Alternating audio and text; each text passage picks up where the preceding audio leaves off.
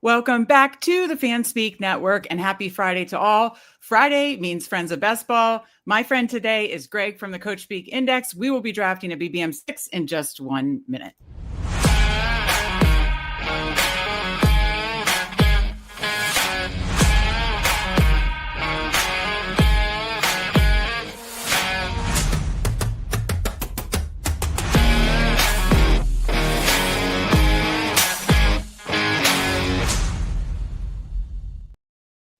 That's right. Again, happy Friday to all. I am back. I was out last Friday. I went to a comedy show in Philly. So back in the BBM6 streets for Friends of Best Ball and joined by Greg of Coachspeak Index. Greg, I was on your channel last week. You're on my channel this week. We drafted a banger of a BBM team, in our opinion, last week. It's going to be hard to top. How are you doing today?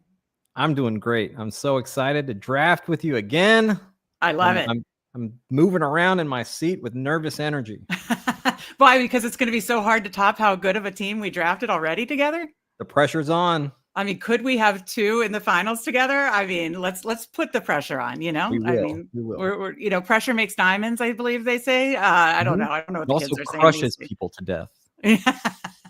That is true. That is absolutely true.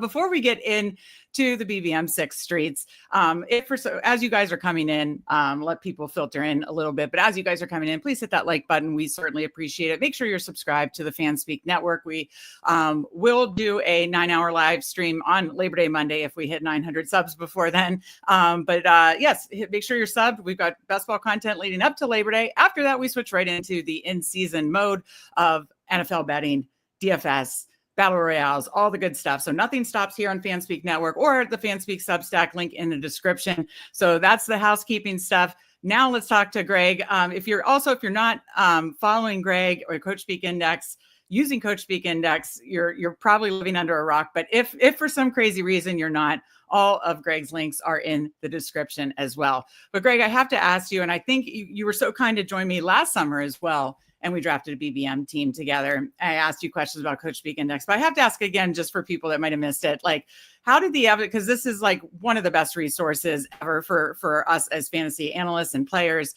Everybody loves it. I don't know anybody that has a bad thing to say. It is like one of the greatest resources ever. How did you come up with this idea and make it come to fruition? Because I always love hearing the origin stories of businesses and stuff like that. Yeah, I was just tired of getting rug pulled by coaches lying to us. The straw that broke the camel's back was Zach Taylor in 2020 calling Joe Mixon day to day for weeks. Okay, and then right. Joe Mixon ends up being out for the rest of the season for months. Right. And Joe Mixon, by the way, back in the news with with an injury. Right. But I was just sick of it, and I thought, okay, well, let's solve this problem. Hindsight is 2020. I can go back and look at everything these coaches have ever said, all their actionable coach speak, put it into a database, and then just see how reliable they are. And initially it was just going to be, overall, are they liars or are they honest? And then getting into it, just realized, okay, well, and the first one that I did was Pete Carroll. Well, sometimes they're more honest in one category than they are in another. So broke it down by, okay, well, there's injury coach speak, there's depth chart coach speak, there's player usage and workload coach speak, there's transaction coach speak. So divvying that up, putting those into those separate buckets helped a lot as well, because again, some coaches, it is pretty shocking to me, but some coaches are super reliable in one category and then completely unreliable in another. Like Zach Taylor, for instance. Yeah.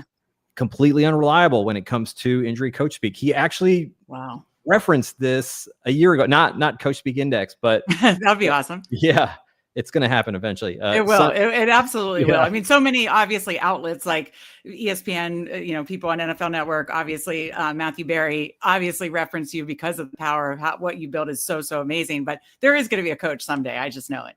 Yeah, for sure. But Zach Taylor last year, somebody asked him about an injury timeline. He was like, well, you guys know I'm not reliable with injury timelines. But he is reliable with player usage and workload. Interesting. That's very, very intriguing to me, and just like all the nuances of it and all the language matches that help out sometimes when, you know, a coach might be kind of like borderline 70-75% on something, but then going even deeper, more granular into it and saying, okay, well, we have this specific phrase that this coach is using right here. Let's go back into the database, into the archives, and look at the history of when they've used this particular phrase. And that can be very instrumental at times. That's wild. I mean, it's so fascinating that, like you said, some coaches are super reliable in one category, not in others. And then as you dug deeper, you realized that, and broke it up into those categories. Just absolutely fascinating. And what I love about the evolution and the origin story of you starting Coachspeak Index is a lot of successful businesses are solving a problem, right? And that's how it started for you. Like, I'm sick of this crap. You know, these coaches are liars, and I'm going to solve this problem. And you did, and you've helped so many of us fantasy players, and we are forever grateful. Again, if you're coming in, hit that like button. Make sure you're following all the links of Greg and Coachspeak Index, because you're missing out if for some reason you are not. Okay, so which coach? I don't know. Maybe the answer is the same. Which coach do you find across the board biggest liar and most reliable? Let's see. Biggest liar. God, you know, I'm gonna have to pull this up. I mean, there's actual grades and scores if you guys haven't checked it out yet. But I didn't know if, like, across the board, or the aggregate of them is just like, I always in my head think Shanahan is not reliable. Shanahan is actually surprisingly reliable. That's what I think. There are some and that's what I think. I think there's like some, like, you have this idea that, like, a misrepresented kind of, or whatever. Yeah, people will just like remember one thing that's like, and it's the like Christian McCaffrey thing last year, right? But if I mean, anyone, just go build a database of Kyle Shanahan's actionable coach speak on just on everything, but also injuries. Like, you'll find actually pretty reliable. And he's a coach who, like, during this period, during the off season, they don't have to talk about injuries. They don't have to specify, oh, this player is dealing with this type of injury, he'll be out this long, whatever. Shanahan is doing that all the time, like telling us, yeah, Ricky Pearsall, hamstring injury, this guy, blah, blah, blah. Right. Whereas, like, Jim Harbaugh is saying, he's working through something. He's working through something. Like, they ask him, he's working through something. Same thing with Brian Dable now. Like, he just will not give updates on injury stuff. So that's a perfect example of, like, I've been burned, not just the McCaffrey thing, but maybe one or two other times, like in the DFS season or something like that, where I feel burned and that's ingrained in my memory. But it's actually, he is one of the more reliable ones. The other one I have in my head is McVay. Where does he rank in the reliability? McVay also surprisingly reliable. It's like, I've just gotten burned a few times, and it's like ingrained in my memory. This is so fascinating. McVay is more reliable than Shanahan. Let me actually pull up McVay in my database right here. Actionable coach speak for injuries. I've 75. Actually, sorry, 80. Yeah. Okay. There you go. Coach speak there. 5 were like gray areas that could not be graded. That gray areas for me is like when a coach will say, "Oh, this person is day to day," and they'll miss like the next game, but they play the game after that, right? So they return within. It ends up not being a week to week thing. They return in like 7 days or whatever. Right. But he only has like 5 misses out of 75 gradable things. And they're all weighted, you know, differently. They're weighted according to, like, how much did this person mislead us on this piece of coach speak, or like, was it something where, like, they really called their shot on it and hit it perfectly, right? If it's kind of a long-term injury, hey, we expect them back in like 8 weeks, and they come back in 8 weeks, then, you know, that's very, very accurate stuff there. But yeah, McVay, again, one of these guys that will just, like, my bio for him says McVay speaks so candidly about injuries, he may become the first head coach to get popped for a HIPAA violation. Like, same thing with Shanahan. He's like saying, like, yeah, this is the problem. Right. This is the problem.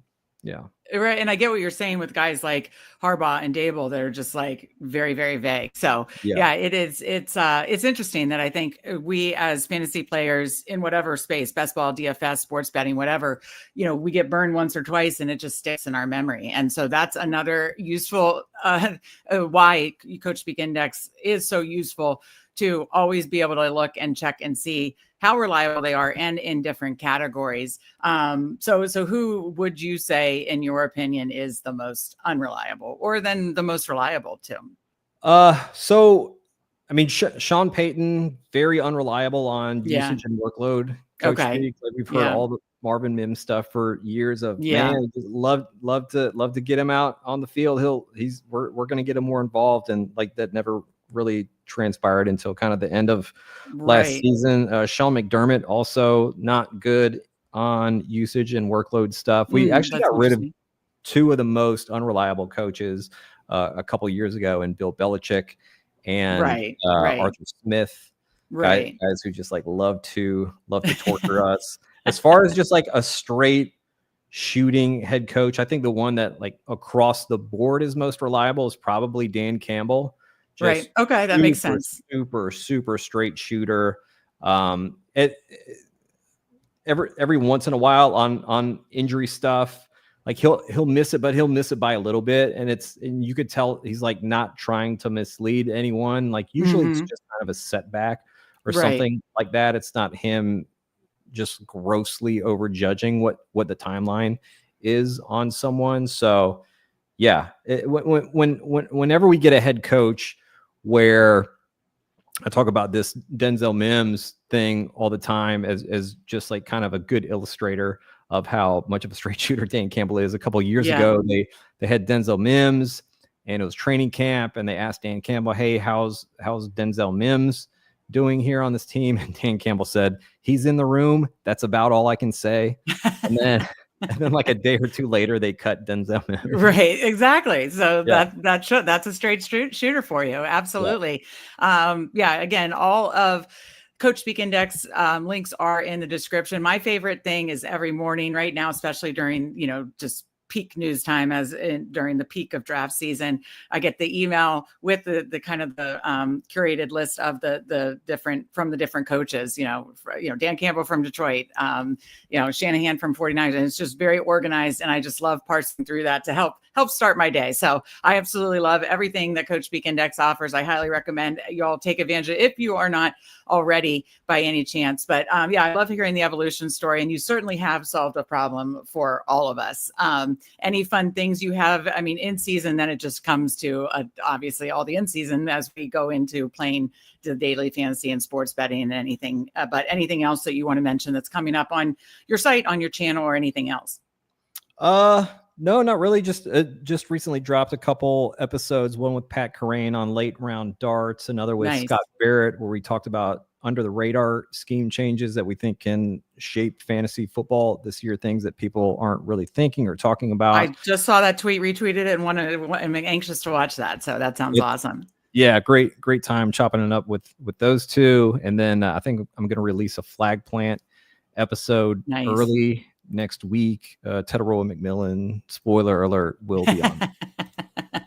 I absolutely love it. So we are going to get into the BBM6 streets. If anybody wants to join us, I'll just enter here. I will do a countdown. Last night we did, my brother and I on Sibling Showdown drafted. We said we hit for the cycle. We did the 4 main flagships: Eliminator Before Close, Marathon, Sprint, BBM. BBM was the one I didn't count down, and we got into like this badgeless room, and it was super fun actually. But I did feel bad. So I will do a 10-second countdown. If you'd like to join us, I'm going to enter the BBM6 in 10, 9, 8, 7, 6, 5, 4, 3, 2, 1. Enter. Yeah. And here we are waiting for 5. So perfect. If you'd like to, it shouldn't be too long to wait, but if you'd like to join us, there is room to jump in. So this will be a good time. Again, no pressure. We drafted a really fun team on Greg's channel last week, and now we're going to try to run it back. So we got our guys. Hello to, of course, one of our favorites, Mike Robb, saying about how our subscription is, a better value than getting a bunch of 79-cent McDonald's burgers. So I appreciate you, Mike Robb. Got Best Ball on Call in here. Good to see you, my brother, of course. So appreciate everybody in here. If you have any questions, I know a little early happy hour for some, or midday for some, but as you're coming in, let us know if you have any questions. But yes, we are in the BBM6 streets, just waiting on 2. I think I asked you this when we were on together, and my answer has changed. Where is your current favorite position to draft on the board currently? Because mine has changed, actually. Really? Man, I mean, one is great because you get Jamar Chase, and then you can usually get like 2 really good running backs and like Chase Brown. Well, look, you ask and Whoa! you will receive. Influencer 101. Look at that. Look at that. And Yeah. we've got our guy Legion 13, who besides me not counting it down yesterday, was in 3 out of 4 of our drafts last night. So good to see Legion 13, I think. And we got our guy Coolers in here, FK Coolers. So let me make sure I can see this also. We are at the 101. Legion 13 is at the 10 spot. Or 9 spot. Coolers is at the 11. So good to see you guys in here. Hopefully 2 of all of us are the ones that move on. This is exciting. I can't remember what position we had last week. Yes. Let us know. I want to say the middle. And because I like getting McCaffrey in the middle. So I can't, but maybe I could be wrong. Let me see here. I know I named it. I've only gotten 6% of the 101. Winner. Yes, we did. You did name 6%? It that. Really? Yeah, I've only gotten 6%, and I take Chase every time. So here we go. Let's add to it. Jamar Chase, welcome to the team. You ask, you shall receive. You said you wanted the 101. We get it. Love that. Absolutely love that. I have like 14% Jamar Chase. Oh my gosh, you have gotten the influencer 101 for sure. Quite a few times. I think I've gotten him at 2 once. Okay, you're right. Yeah. Right, because that can happen. Yeah. We picked from the 7 spot. Did we start McCaffrey? McCaffrey. Yes. Yeah. Okay. I thought we still have McCaffrey. Okay. Should I roll down our team here? Yeah, let's do it. Let's see. Let's see what we got. QBs were Dak Prescott, Trevor Lawrence, Aaron Rodgers. Running backs, Christian McCaffrey, Jonathan Taylor, Tony Pollard. I think that was before the Tajay Spears thing. Yeah. Braylon Allen, Tyler Algier. Yeah, I like this. Yeah. Receivers, Devontae Adams, George Pickens, Travis Hunter, Roma Dunze, Michael Pittman Jr., Romeo Dobbs, DeAndre Hopkins. And then our tight ends were Colston, Loveland, Mike Gesicki, Pat Fryermuth. Yeah, I mean, chat, that sounds like a pretty damn good team. But now that we got the 101, we're going to have to try to beat that. Yeah, that's awesome that you've gotten so many 101s this year. We got our guy Chad Candles in here. Let's go. Good to see you.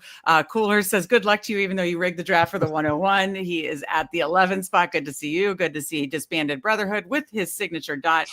Good to see you as well. So off we go here. That was fun to read our team from last week. And so what do you typically do when you start Jamar Chase? Do you mix it up? Do you try to force a big week 17 stack? Do you try to go for a big Bengals stack? And where do you usually are you a Joe Burrow, push as far as you can, or do you take him? How does that work for you? Yeah, I push Burrow. Like if I don't get Burrow, whatever, I'll be fine. I don't want to sacrifice basically 2 rounds of ADP there, getting him at that, like taking him at the 4-5. So how many have you been able to get a decent amount with Chase and or Higgins coming back in the 72 or maybe the 70 early 70s if you have Higgins? Yeah, don't have a ton of Burrow from the 101 spot. Usually it'll be like I have T Higgins right that I'm taking like early 3rd round, and sniping Burrow from the Jamar Chase guy when he gets back. But yeah, I like to mix it up a little bit. I don't want to keep doing Jamar Chase, T Higgins, Trey McBride, even though I think like Jamar Chase, Trey McBride is a very, very sexy pairing for week 17 in what'll probably be the highest scoring game of the week. Really bad Cincinnati defense on paper and just an outstanding offense that wants to throw the ball a ton. But yeah, it's just like kind of dependent on what falls back. I mean, if there's like Jonathan Taylor, Bucky Irving, Josh Jacobs, if two of those guys are available, that's pretty cool to have Jamar Chase, like the 101, and then also two super solid workhorse type running backs. That's a great start to me. Yeah, no, I absolutely agree with that. Our guy Eddie says Fanspeak and Coachspeak, count me in. I love that. I just realized that we both do have the speak. I love that. And then we got our guy Legion 13, who's at the 10 spot, said, "Oh dear, internet is bugging out." Well, you landed Neighbors and Henry, so you're doing good so far. Hopefully the internet works for you. I had some internet issues last night. Hopefully none today as we approach our second and third pick by ADP here. We've got Ladd, Chase Brown, Jacobs, Hill, McBride. So some of the guys you mentioned are there. What are you thinking as we come up? Chase Brown does go. Okay, we are on the clock. I would go Josh Jacobs, Trey McBride here. Like it. That works for me. So I needed to see. I feel like, I was so high on Jacobs last year. I take him a good bit, but I don't feel okay. I have 10%. I was worried I was like under the field. So I am over the field on that. So yeah. So we start Chase, Jacobs, McBride. That feels nice for our start there. So yeah, on Josh Jacobs, I talked with Scott Barrett about this in the episode where we were talking about scheme and, personnel / philosophy changes for this year. And one of them was really striking when I heard it. I think it was a couple weeks ago in a Matt LaFleur press conference where in the past, when Matt LaFleur has been asked about his backfields, he's saying, well, philosophically, I think you need to have multiple running backs that you're using. You don't want to put all this wear and tear on one running back. And, we saw him in Tennessee as the offensive coordinator there, having, a split backfield with Dion Lewis and Derrick Henry. And then in Green Bay with Aaron Jones and was it Jamal Williams? Yeah. Aaron Jones, Jamal Williams, and then wasn't Aaron Jones, Dillon, right? AJ Dillon too. Yeah. After that. Right. Yeah. Right. So saw him like keep splitting the backfield and everybody, hashtag free Aaron Jones stuff. Right. But then in last offseason, same thing. He was still talking about that. They go out and they draft Marshawn Lloyd, who fortunately, super crazy injury stuff with him last season, like 4 different things. But in his press conference a couple weeks ago, somebody asked LaFleur, how do you expect to put this same kind of workload on Josh Jacobs this year as you did last year? And actually, let me go ahead and just pull this up here. As you're pulling that up, hello to our guy Candyman. Always good to see him. Be sure to check out. I think he's drafting like 4 drafts tonight too on Fantasy Football Garage. Good to see you, Candyman. All right, let me get this here on Josh Jacobs. Yeah, I love it. I mean, we can pick your brain on the most recent or the most actionable quotes that we can take advantage of in this draft. Yeah. Okay, so this is July 23rd. Okay. LaFleur was asked whether he'd be comfortable giving Josh Jacobs a huge workload again this year. LaFleur said, "We'll just let it play out. A lot of it is dependent upon the health of the player. Quote, I think he's a guy that's proven that he can handle the load. So it's going to be just dependent upon his health." So basically, as much as he can handle. Yeah. We'll give that to him. So in last year, Matt LaFleur referred to 2 players as an animal. One of them was Tucker Kraft. The other was Josh Jacobs. Yeah. They just kept giving him the ball last year. He kept doing really good things with it. And it doesn't seem like they want to get away from that.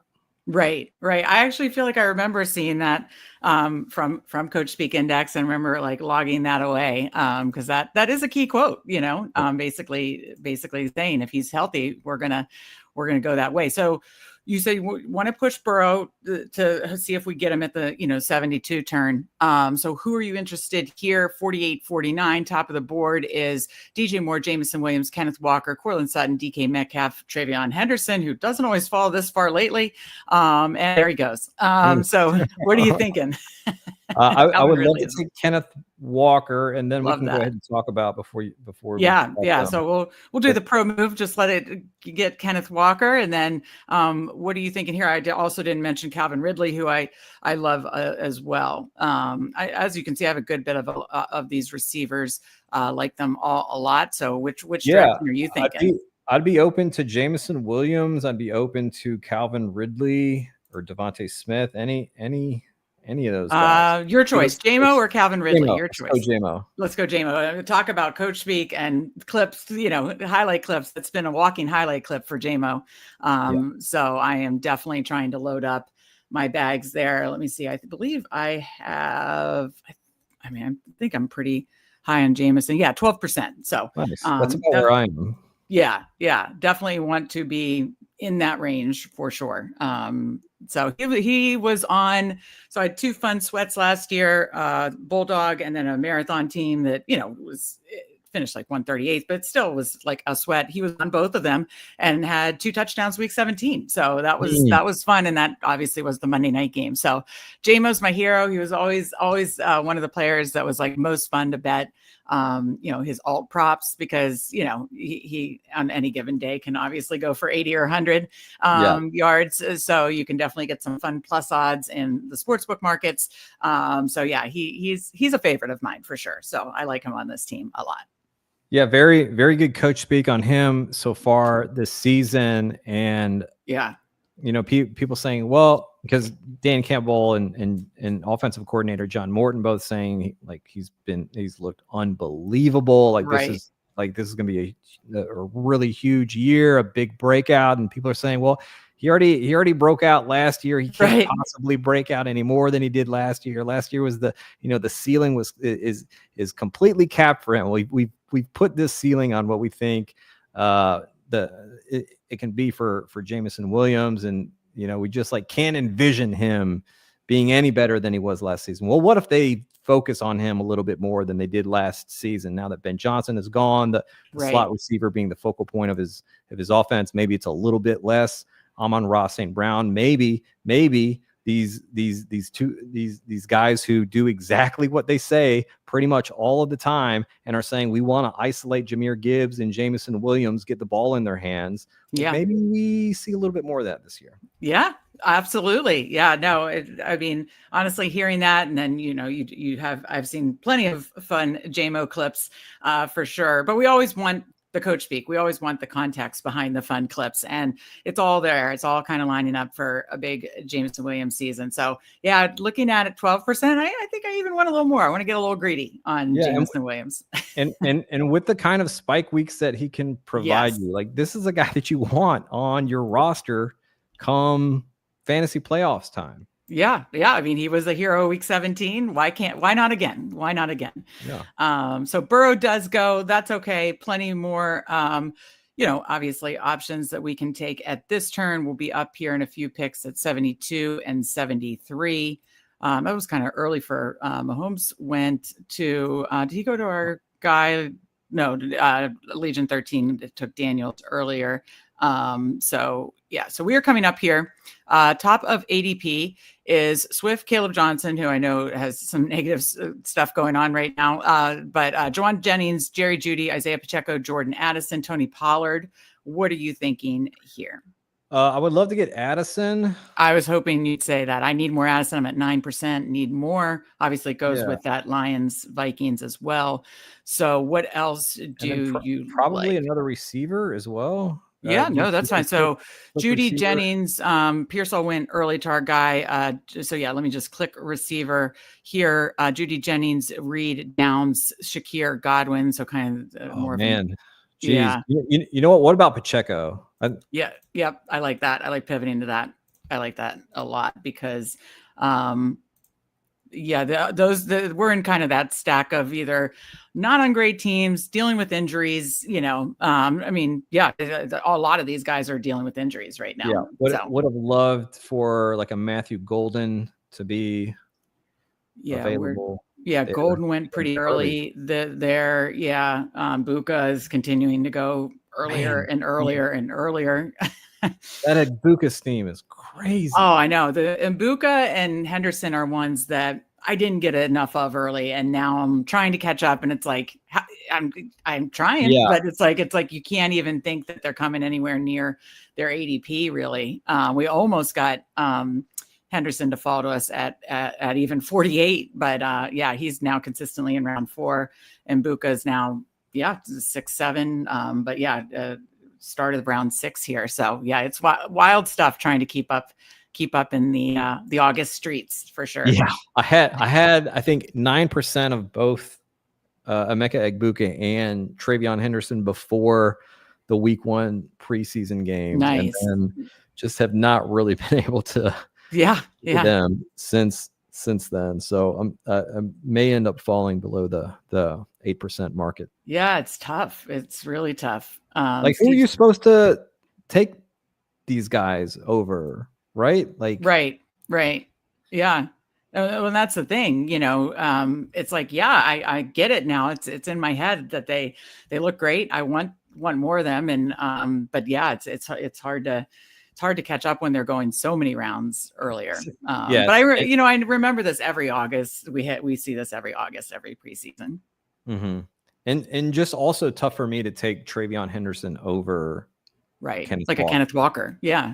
Who I was absolutely thrilled to get there at the turn because he's been going consistently more round 4. So definitely not always falling to the turn there. So I've seen him go like late 30s, early 40s in drafts. And then sometimes I'll see him fall to like 55, 58 more recently, just because like he hasn't been practicing, but not everybody knows that him not practicing isn't because he's injured.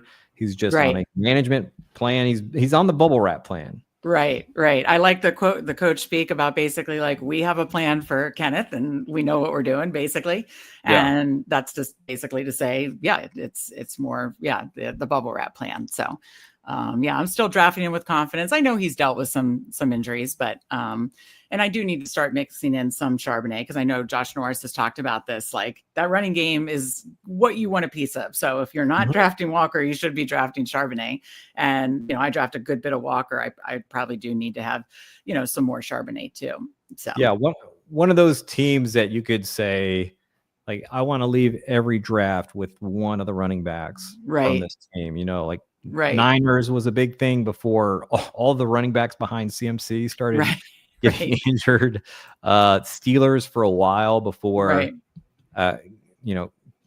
Caleb Johnson was cast aside by the entire fantasy community. It'd be interesting to see how he does this week in the preseason game.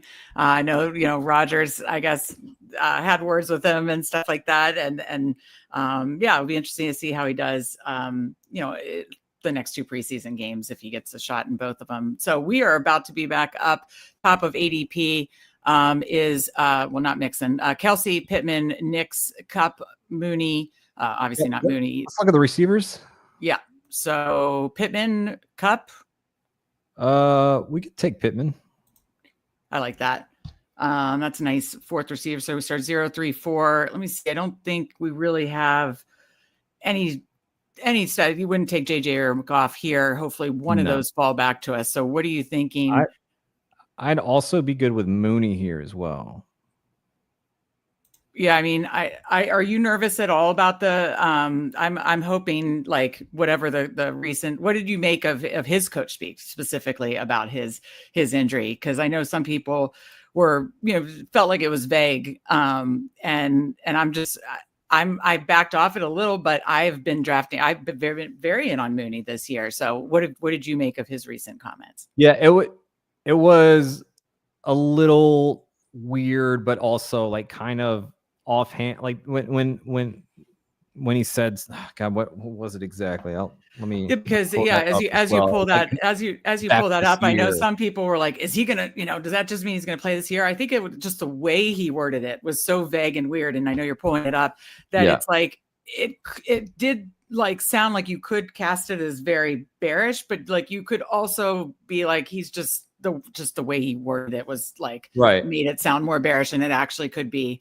he's fine early this season. So it was like two separate questions, but in a row. And the first question was, they just asked, hey, what's Darnell Mooney's status? Right. And Raheem Morris said he's still the same. He's been out a week and a half now, and we're kind of just waiting and rolling. He'll be on a week-to-week basis. Week to week, right. And then he was asked how he feels about week 1 for Mooney.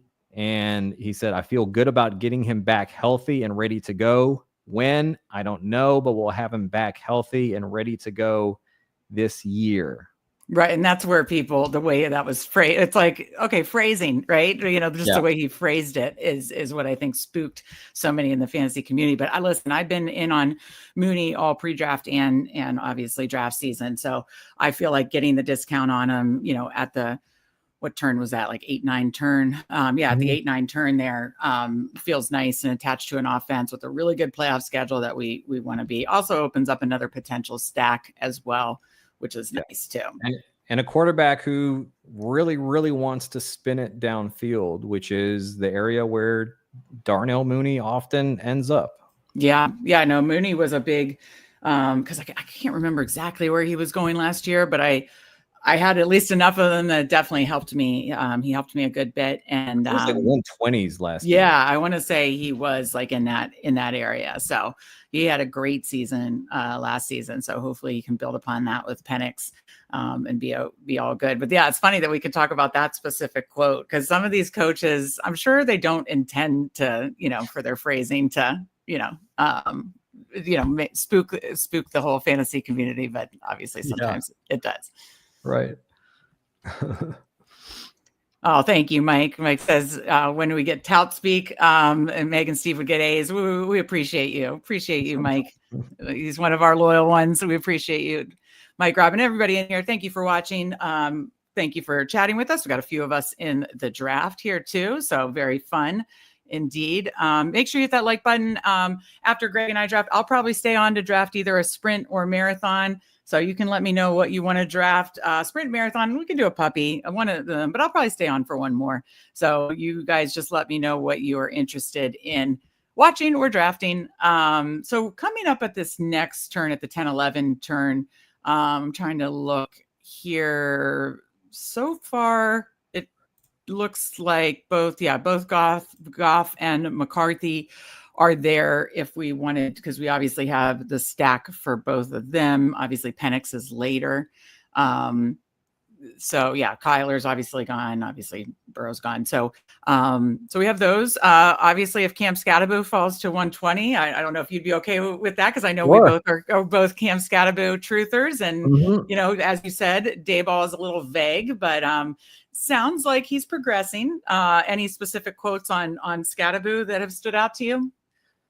Well, not on injury stuff, because Dayball just doesn't say it. Okay, so here we go. Do you want to go McCarthy, first quarterback, and Cam Scatterbo? Yeah, for sure. Love it. I think we got sniped on Scatterbo in our draft together.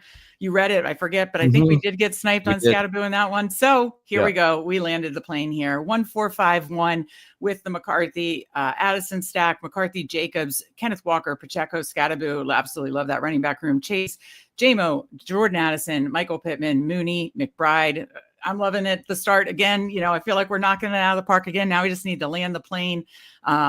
Maybe we can look Penix or some potential back stacks for other options there. We'll next be back up at 144 and 145. So if you have a Judkins tracker, he goes at 123 in this one. So I don't have a ton of interest. It's just, a running back on the Browns. So it's just, I'll probably go elsewhere as opposed to chasing him back up after he fell. How are you handling the Judkins situation?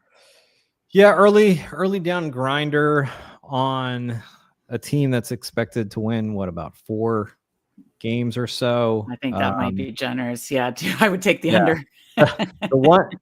the one thing that makes me really interested in him is, Kevin Stefanski talking about how he could be a bell cow for them, how he reminds them of Nick Chubb and Kareem Hunt. And hopefully that's the old prime Nick Chubb and prime Kareem Hunt, not the current iteration. Right. Of those 2 running backs. But it does seem like they want to get other guys involved as well. Stefanski talking about we have different types of running backs, and there are times where we'll want to just grind it out and just kind of power football, and that's Quinshon Judkins. And then other times we want speed instead of size, and that's more of a Dylan Sampson kind of thing. And then Jerome Ford is almost like a mix of the 2 guys there. I if they're just down in a lot of games for the majority of games, how much is Judkins going to be on the field for what's essentially just a 2-minute drill type offense, right? Right. That's kind of what I'm concerned about too. So I have plenty of him from pre-draft. Steve, I know, was very high on him as a prospect. So I had really a good chunk in pre-draft. So I think that's how I'm going to handle it. So any other thoughts on Scattaboo before we come to this next turn? We got our guy Chad Candles is another loyal scout. He said it was dark times for us Scattaboo truthers, but by week 17 we will be vindicated. So what are your other thoughts? And we can take a break as we come up on our next pick as well. Let's make these picks first, and then we can talk. Okay, so we'll be up at 144, 145. Michael Penix is there. He is there now. We'll see if he's there in 2 picks.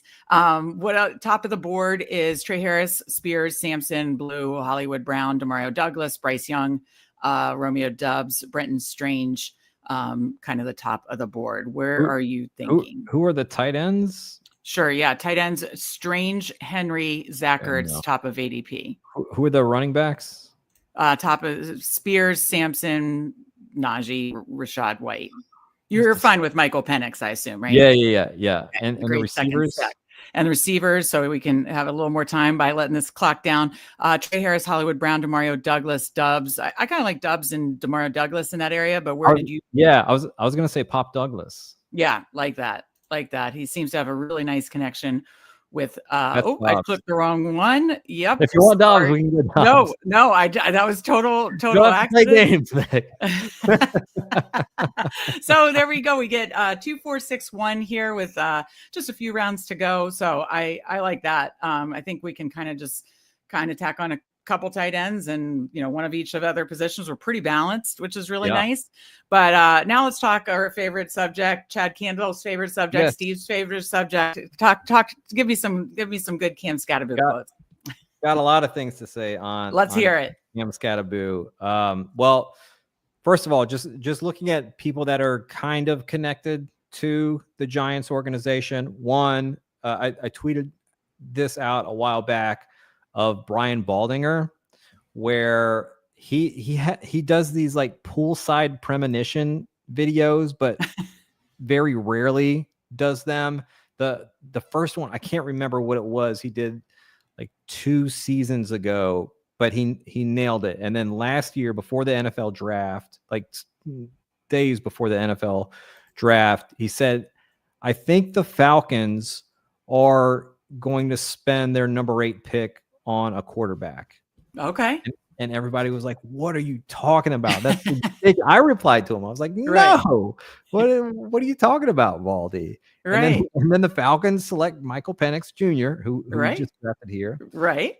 And I think it was the day after this draft, he released a video, a poolside premonition, saying, I think Cam Scattaboo is going to be a big part of this Giants offense. He's going to be a fan favorite. The fans are going to be booing. They're going to say boo. They're going to be talking about Cam Scattaboo.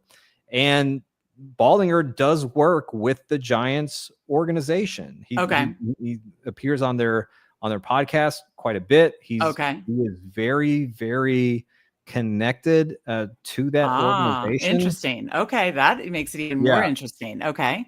Cam Skattebo is like very. I think maybe it was Scott Barrett was saying how like they think that Cam's like that Daboll that Cam Skattebo reminds Brian Daboll of like a younger Brian Daboll. Of just okay. Yeah, just like a real tough dude. That this is the kind of football that they want to play. Yeah. Crack Rock, if you guys are familiar with Crack Rock. I know who Crack Rock. Yeah. He has some connections around the league, mainly with the Patriots, Vikings, right? Yeah. Okay. Yeah. And he said, Cam Skattebo basically kind of like Jordan Mason type role for the Giants. Like he could get 10 rushing touchdowns this year. This is something that I've been talking about, that Cam Skattebo 97th percentile when it comes to success rate as a rusher in short yardage, just an elite short yardage rusher. We saw Tyrone Tracy literally fumble away scoring opportunities for the Giants last year. They are not going to have him back on the goal line again. They're going to use the guy who's an elite short yardage runner. So that's the base point of where we're starting for Cam Skattebo. Then you have all the receiving stuff, which ironically I think he does better than Tyrone Tracy. Tyrone Tracy was like which is so ironic as a former absolutely converted wide receiver. Maybe he converted because he wasn't that good as a wide receiver.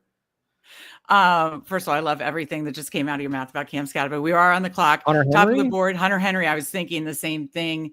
Because we could be done at 2 tight ends if we wanted to do that with Henry. I'll let that kind of click down. What's left at running back if we wanted to close that out here? Yeah. So Ford, Eckler, JCM, who's rising. Not sure where you stand there. Dowdle, Wright, Shipley. I'd be very interested in either JCM or Austin Eckler. Yeah, the Washington running back. It's all about your choice. 10 seconds, your choice. Let's look at the running backs that we have real quick. Yeah, so we got Jacobs, Kenneth Walker, Pacheco, Skattebo. We can risk it. JCM. I say upside. Yep, that's exactly. We're taking a swing there. So we got JCM. I like those 2 picks a lot. So we're sitting at 2-5-6-2.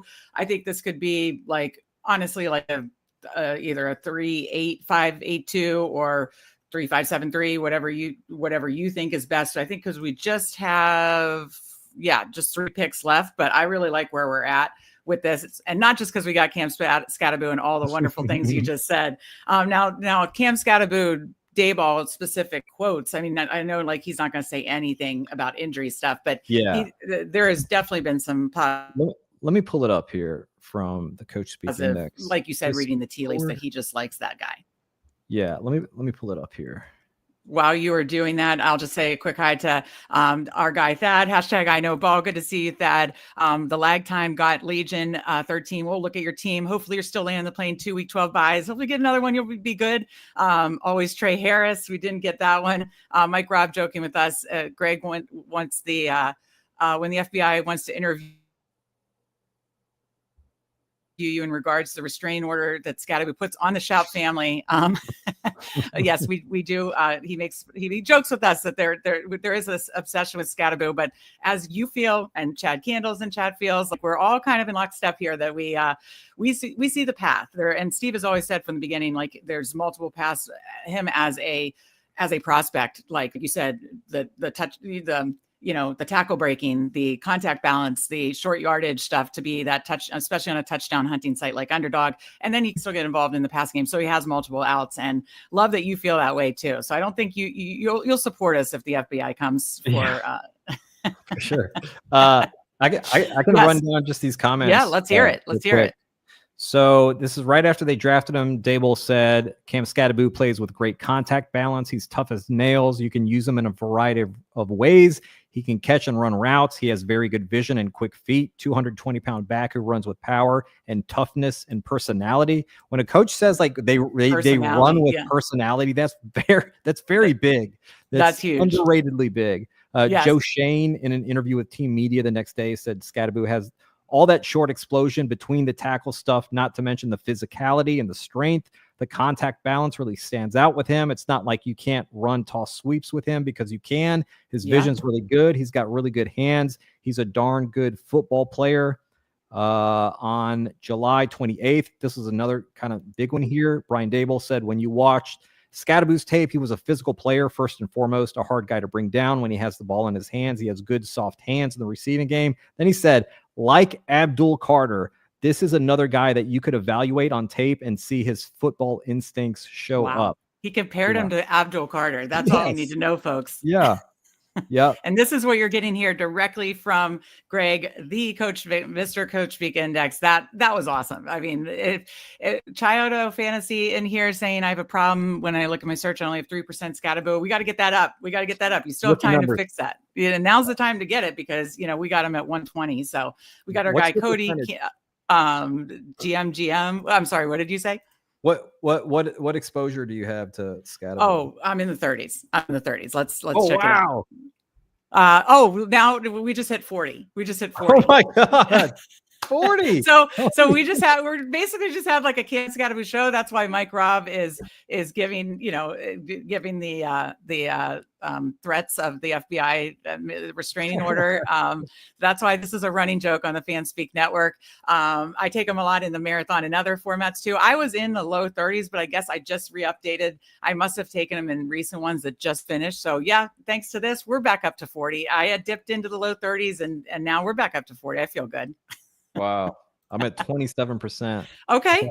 So that's good. That's great. Yeah. That's it. All right. So what do you, that's hysterical. We have to lock in though. Do we want to backstack like a Darnold Rodgers? What do you think? We go Darnold and Torrey Horton right here. Yep. That works for me. Do we have, let me just type out Horton.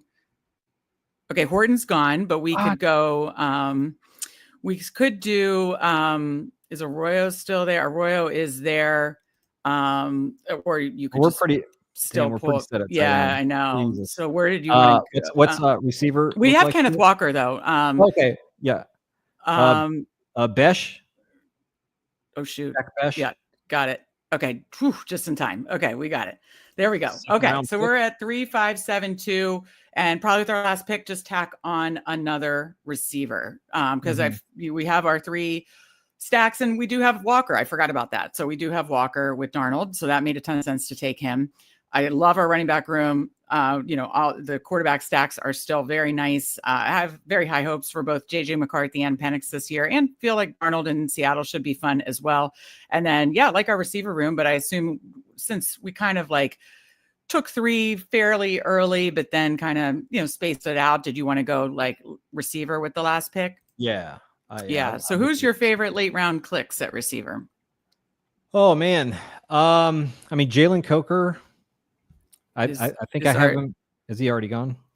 Checking that now, not spelling correctly. Yes, he is gone. He has been rising up after last week. Top of the board, A.D. Mitchell, Royals, Calvin Austin, Lockett, Tucker, Naylor, Troy Franklin, Ray McLeod, Roman Wilson, Deontay Johnson, Malik Washington, Josh Reynolds, and then the list goes on and on. But like Darius Slayton, Jalen Knoll. I think all of them are gone. Knoll's gone. I mean, I could check the board too. But this is just easier to find. Yeah, Slayton, Knoll is gone. Sometimes you will see like Slayton or Hopkins fall into this range. But they are all gone in this one. A.D. Mitchell. He is there. Alec Iomanor, Kavonte Turpin. He just went. Turpin, I believe, is still there. Yeah. So I queued up A.D. Mitchell and Turpin. Another one, Malik Washington. Yes, that's been one that I don't really have any of, and would like to. I think it's intriguing. Okay, so A.D. Mitchell does go. Malik Washington goes to our guy Coolers. Turpin is still there, still 9 picks away. It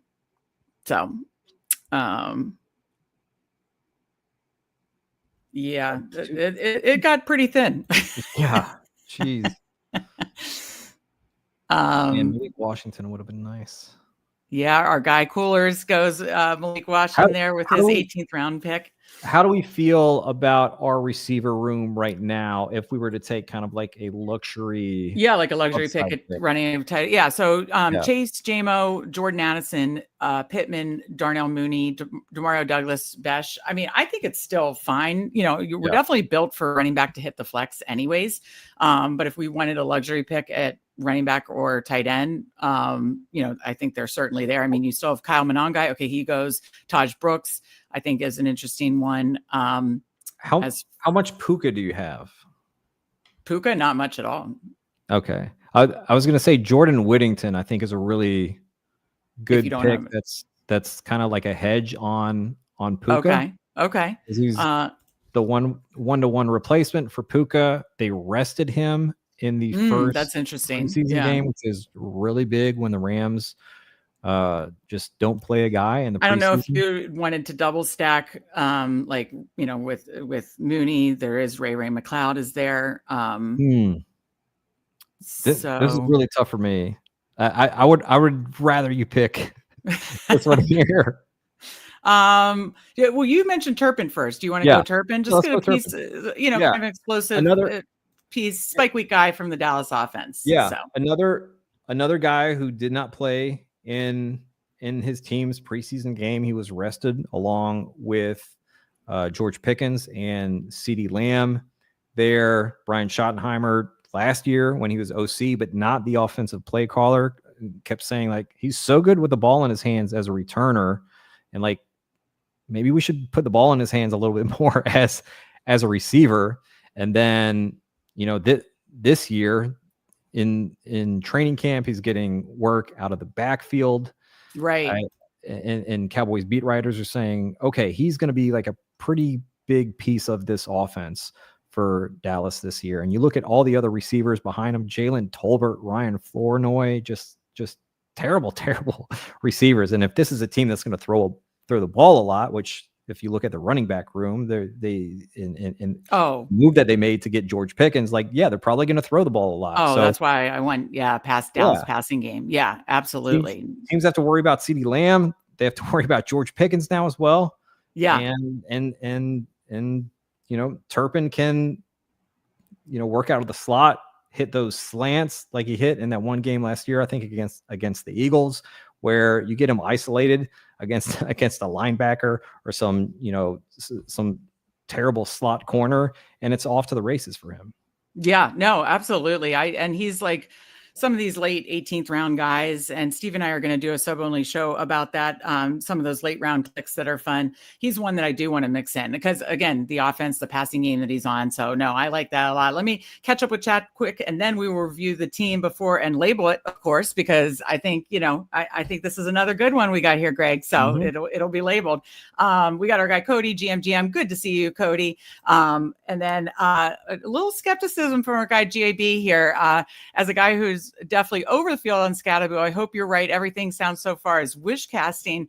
I haven't seen much to give you comfort. Well, hopefully these quotes from the coaches themselves give you some comfort. Maybe some little insider information that know the coaches give you comfort. And I know Steve just, he's scouted, rookies for well over a decade now, was in on Cam from the very beginning, and just the way he runs and how he could be used early in his NFL career. So trust us, GAB, as long as this guy can get healthy, stay healthy, we think he will pay off. And we hope we're right on this player take, but that's definitely how we feel. Steve said, woo, I was worried if Coachspeak said anything negative, I would end the stream. No worries there. We are in lockstep here. It was fun to go over all those Cam Coachspeak quotes, and it makes me feel even good about the bags, and then laugh about my 40%. You said you're at what, 27%? Yeah, for like BBM. Yeah. All right, let's go. Let's keep it going here, and hopefully he gets healthy, stays healthy. It does what we hope. That agrees. Go get your guys.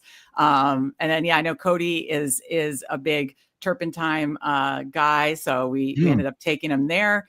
Malik Washington did get sniped from us, so that was suggesting NWI. Good to see Al Boogie finish in the top 14 in BBM last year. Always good to see Al Boogie in chat here. Usually get NWI, but he went a little variety. So Coolers took Malik Washington as we had him queued up. Good pick there.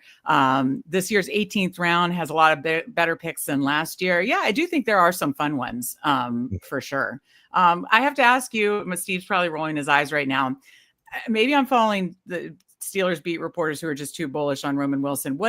Roman Wilson is a late round, 18th round click that I like. What is the coach speak that you're hearing? I know there was some during the draft process from the GM and everything that he's going to, if he's healthy, he wasn't healthy last year. He's healthy and they have high hopes for him. Have you seen anything coach speak wise? I know there was some Rodgers speak and, some beat reporters seem to like him, but what's your coach speak word on Roman Wilson?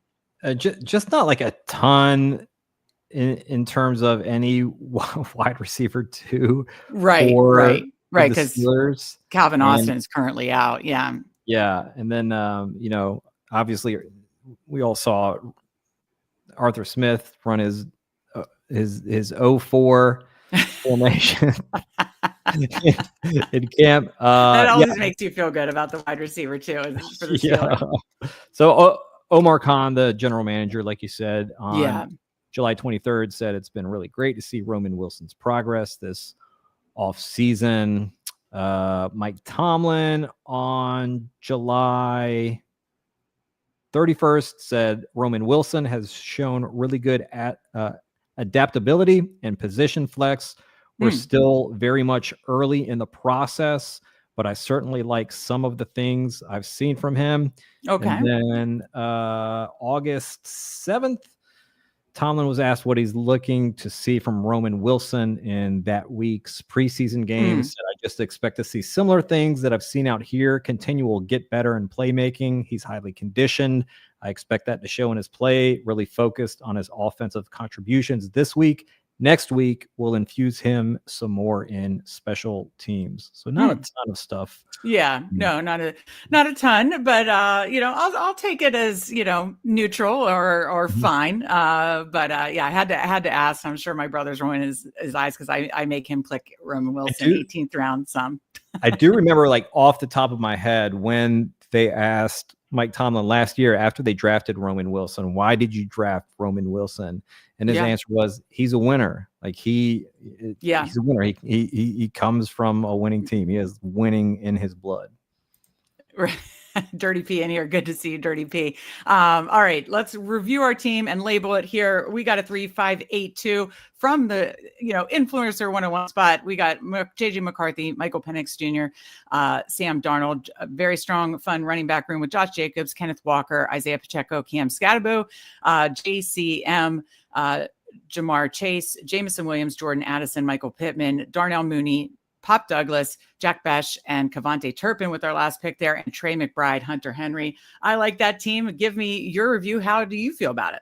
I love it. This is guaranteed to win it all. Okay, so 2 for 2 on the guaranteed to win. Hopefully they meet each other in the finals there.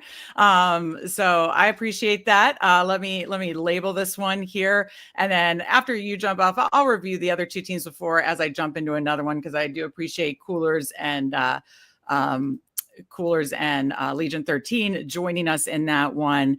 So yeah, I don't do many of the BBMs. I save that for the stream life. A lot of other stuff. So let me label this one. This is BBM. I think I'm going to only end up at 30 total. This is BBM 21 for me. A lot of other stuff for me, for this girl. But so that makes this extra special. I like this one a lot too. So Friends of Best Ball, Coach Speak. And let's give the date here on the 15th of August. Saved. Let me refresh, make sure I actually saved the name here. But Greg, tell the people again, where they can find you. You already mentioned at the top, but in case they missed it, anything else you want them to check out as the season approaches? Okay, it is labeled. Good. Yeah, at Coachspeak Index on Twitter. And then, Evan Silva said the most valuable resource in all of fantasy football is the Coachspeak Index Discord. We have a newsletter if that's your style. And we have a Discord. It's the same information that goes in each. I watch every single press conference, every head coach, every offensive coordinator, every general manager. I curate all the important notes from those press conferences as I'm watching them. And then when I'm done, I put them into the Discord. And then at the end of the day, it all goes out into the newsletter. So yeah, if you want an edge, you got to get in there, because all of these people have an edge on you right now. Exactly. Perfectly said. Evan Silva is right. Make sure you are following all the resources that this man provides with Coachspeak Index. It is absolutely awesome. I can't wait to use it in season as well, because I'll be, as I said, transitioning from the best ball streets to these NFL betting and DFS streets, and I can't wait to use it for that. Greg, this has been, I will go back to look at the teams after, and you guys can put in chat if you want me to draft a puppy, a sprint, or a marathon as my second draft. I will, now that I've labeled Greg and I's team, I will review the two teams who were with us and then draft one more. But Greg, I appreciate it. This was a ton of fun. Thank you so much for joining me, and I can't wait to track our two teams during the season together. Hell yeah. Thank you so much for the invite. This was a blast. You're super, super sharp, and I love drafting teams with you. All right. Well, let's keep it an annual tradition then. I like it. Mm-hmm. All right. So thank you so much, Greg. We will chat soon. And I appreciate you jumping on with me. My pleasure. All right. Take it easy. All right, guys, let's again go over the teams here. I already labeled Greg and I's team, but I do appreciate everybody that's watching, hitting the like button, chatting with me, drafting with me. Appreciate you all. Put in the chat, do you want to draft a puppy, a sprint, or a marathon? Those are the three options that I'm into drafting next. So you let me know. While you're doing that, I will take a look at Legion 13 and Cooler's team, because we already reviewed Greg and I's team. So Legion 13, I know he had a double week 12 bye, so he tacked on, hopefully Jackson Dart's playing by good old 12. But if not, I'm sure you got a banger of a team here. Legion 13 from the 9 spot, 3-5-8-2. He's got Jaden Daniels, Justin Herbert. That's awesome. And then tacked on Jackson Dart for a different bye week. And then he's got Derrick Henry and Martin Hampton, James Conner, Aaron Jones, Brian Robinson. Absolutely love that running back room. Malik Neighbors. So he's got the Jackson Dart stack there. Ricky Pearsall, Rashad Bateman, Keenan Allen, obviously stacked as well. Torrey Horton, who we were looking for. Good pick. Darius Slayton stacked up as well. Pat Bryant, Alik Iomanor, Tucker Kraft, and Zach Ertz. So yeah, I mean, I know you were bummed out, you had like an internet issue with the 2 week 12 buys, but those are fun week 12 quarterbacks. And you tacked on Dart there. Absolutely love your running back room. I think, each room is very strong. So like what you did there, and always love drafting with you, Legion 13. And then we got our guy Coolers in chat at 11, 3-5-8-2. So I think he did the same build as us. I like that. Baker Mayfield, Trevor Lawrence, Matthew Stafford, Devon Achane, Alvin Kamara. I know Steve mentioned he saw you got a nice fall on a couple players, Kamara being one of them. Jordan Mason, Tootin, Rashad White, BTJ, Mike Evans, Devontae Adams, all stacked up there. Top three receivers stacked up. Always feels nice. Roma Dunze, Trey Harris, Alec Pierce, De'Ami Brown also stacked. And then a Malik Washington, who he took late there in the 18th round, who we were interested in as well. So, and then Travis Kelce, Evan Ingram, very strong team. Again, each room is strong, all stacked up. You guys know what you're doing. So it's going to be tough to get out of this room, but hopefully out of the three of us, two of us are moving on for sure. I appreciate that. Let's see. We've got, yes, I did label that Al Boogie. So hopefully Greg and I can see that one through to the finals. I don't draft anything without going through all 32 on Coachspeak. Absolutely. I should have put that up when Greg was still here, but absolutely. It is absolutely key.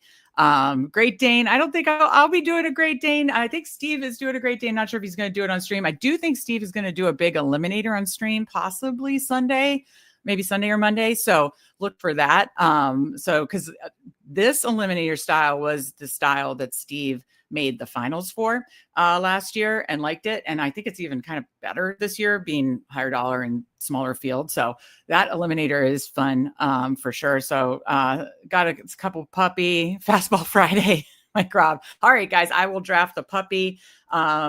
let me turn some tunes on here. You want me to feed the ducks so that I can need a little background music here. Need a little background music. I don't know if you can hear it, but I need it in my ears. So the ducks are being fed. The ducks are on, and we will get over to the puppy streets here. Puppy 2. If anybody wants to enter puppy 3. If anybody wants to enter the puppy 3 with me, I will count it down from 10, 9, 8, 7, 6, 5, 4, 3, 2, 1. Enter. We're good to go. We're waiting on 4. So if you want to get in with us, hopefully you have time to get in with us. And away we go for a second little post Friends of Best Ball draft. We appreciate you joining us for Friends of Best Ball. Had a fun draft with Greg from Coachspeak Index. He is the GOAT. I think when a business solves a problem, that is going to be a successful business. And that's why Evan Silva's right. He is the go-to resource in fantasy football. So hopefully you guys are all using that. And I can't wait to use Coachspeak Index in season too. And a great segue is the in-season content that we have here coming your way on Fanspeak Network and the Fanspeak Substack. We're going to have a lot of fun resources. I should say shows, articles, bet top plays, bets, all that kind of stuff.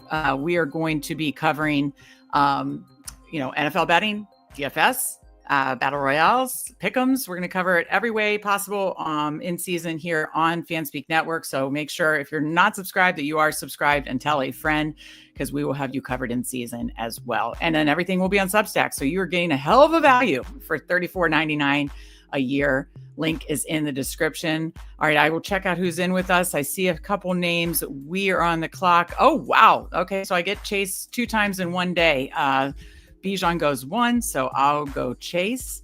And let's check out the board here. So I'm at 2. Our guy Legion 13 is at 5. So we got Thad, 1 real time, is at 6. Good to see you. Young Mula is at 9. And I think that's it. If I missed anybody, is Gerard DFS?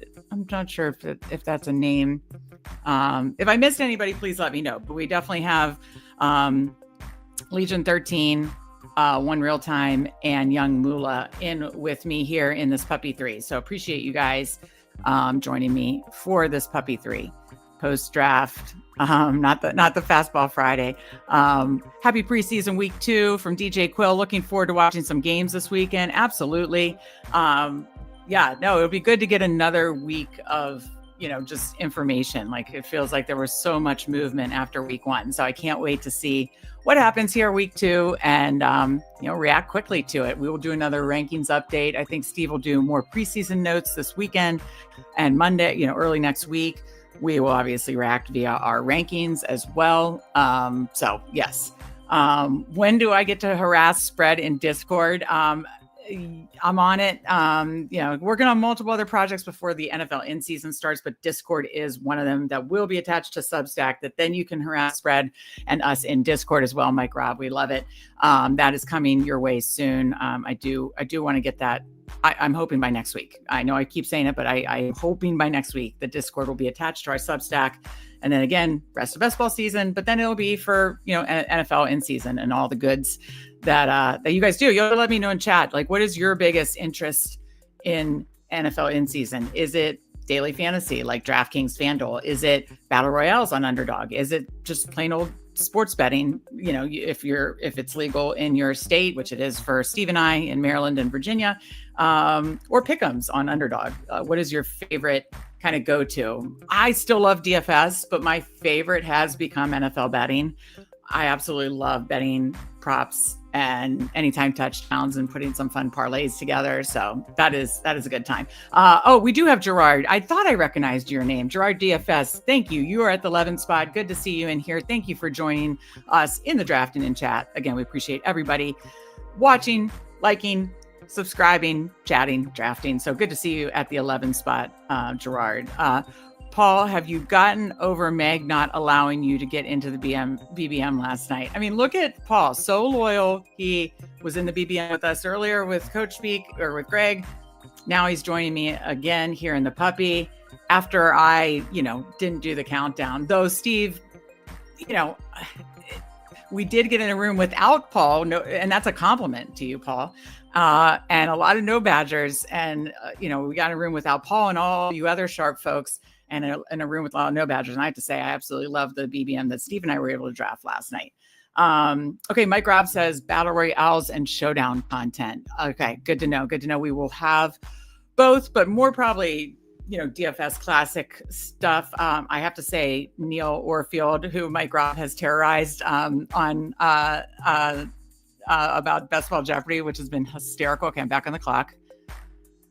I might have some fun with the double stack here. I don't do it that much. What the hell? I'll do the Chase Higgins double. And then have I done a full Cincinnati? Let me see. Do I have time to pull up the tool? So,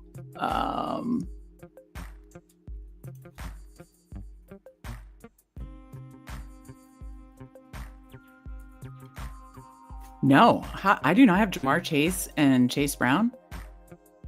Okay, Chase Brown goes. Never mind.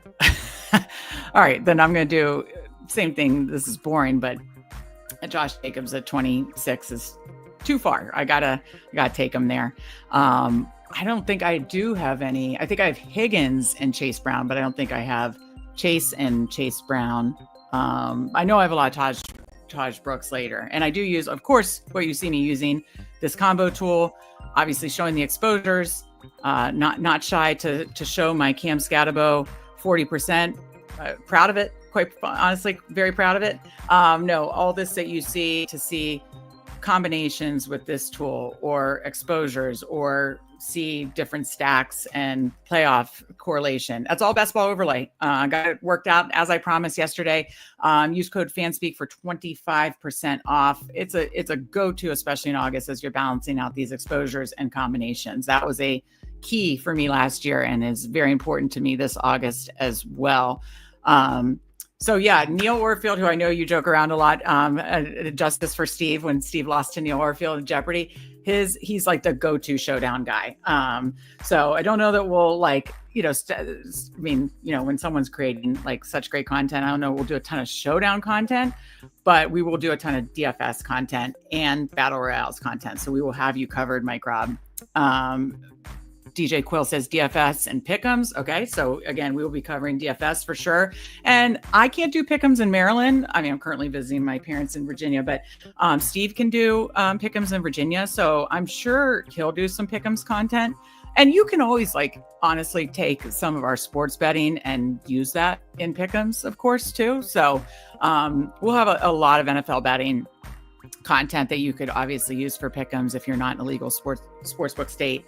But Steve will probably do some pick'em stuff too. But yeah, definitely sports betting, pick'ems, DFS, battle royales. But it's fun to see what people like most. 31st, thank you, Fancy Dog. I appreciate that. Love to see that. Good to see you in here, and I always appreciate the update. Dad says DFS. Okay, so again, and $34.99 for our Substack for an entire year for obviously basketball, but then we transfer into DFS and sports betting and battle royales. That's quite a value. You're not going to find that anywhere else in the industry. And then of course you have us here on the Fanspeak network. So love to hear all of that. A lot of people liking obviously the battle royales and DFS and pick'ems. I haven't heard sports betting yet, but that's my favorite. But I'm sure plenty of people like sports betting or like DJ Quill said, could use it for pick'ems too. Paul says, Steve, we'll have to see. Maybe she'll make it up to me by letting Scatteroo fall. I don't know about that, but I mean, you almost literally, you did the trifecta drafts with us, Paul, and then I didn't do the countdown right, and then you're in both drafts with us today. I just absolutely love it. Okay, so we're up at 47 and 50. I start 0-1-2 with Jacobs and then the double stack. I don't know if you guys know this about me. I don't push. But I will say, let me see here.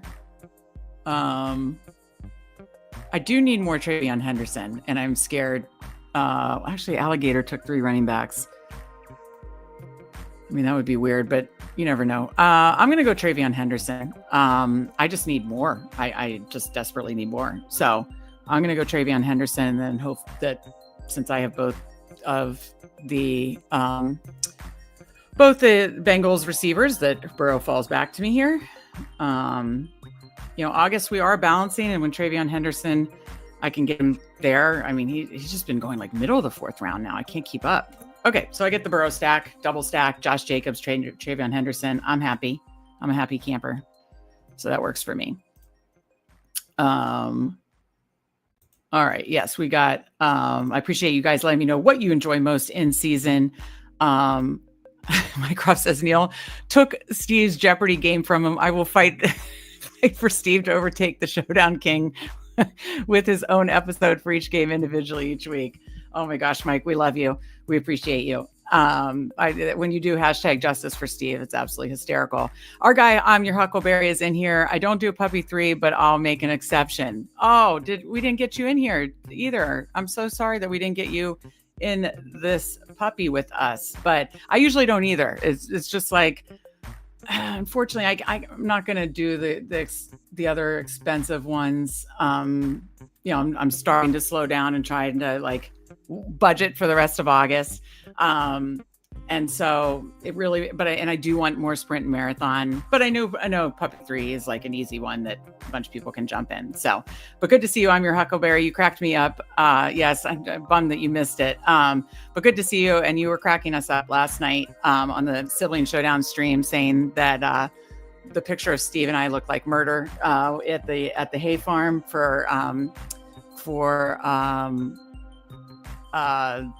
it was like around Halloween. So we were showing, our parents have a milestone anniversary coming up. So we've been looking at like childhood photos and found this one of me helping Steve at a hay farm.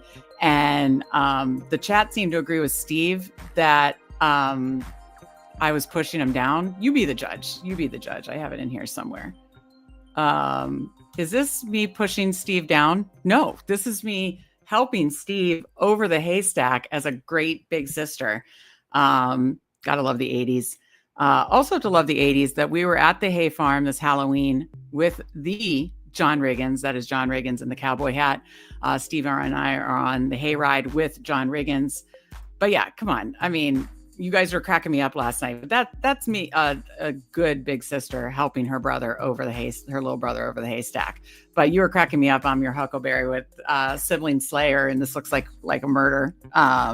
So very entertaining. Crazy since 80. That's good, Disbanded. Definitely pushing me down, trying to get me lost in the hay. No, I was being a good sister and helping you over the haystack. I mean, just, yeah, the accusations here are crazy.